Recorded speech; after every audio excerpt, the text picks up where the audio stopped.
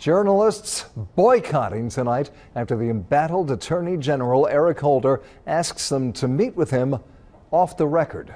Fox, NBC, CNN, the New York Times, the Associated Press, and CBS all say they will not participate in any hush-hush meetings about recent White House scandals, ones that they can't report about, including the scandal that involves Holder himself secretly seizing reporters' telephone records, all in the name of national security.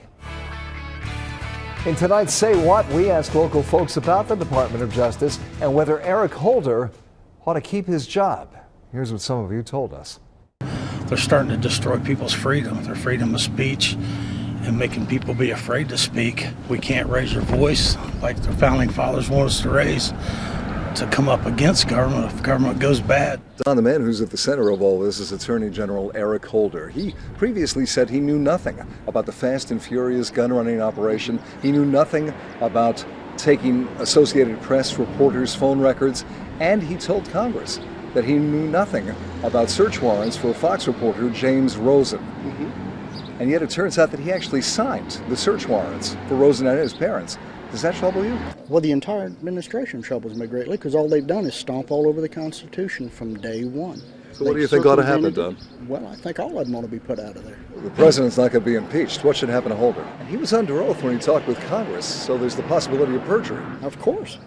Of course, didn't do any good with Clinton, did it? I think a lot of it, it's a privacy issue. I don't think we have any privacy, of our own anymore. So it's not just the First Amendment reporters. Right, You're worried about yourself. Absolutely. I think they can do anything they want, regardless of what we say. I don't think we have the same rights as we used to. What's incensed people we talked with the most is that President Obama has asked Eric Holder to investigate himself. But an increasing number of Democrats are calling on Holder to resign. For more on that and other White House scandals, including ones that nobody talks about, see my blogs at fox45now.com in the top blog section.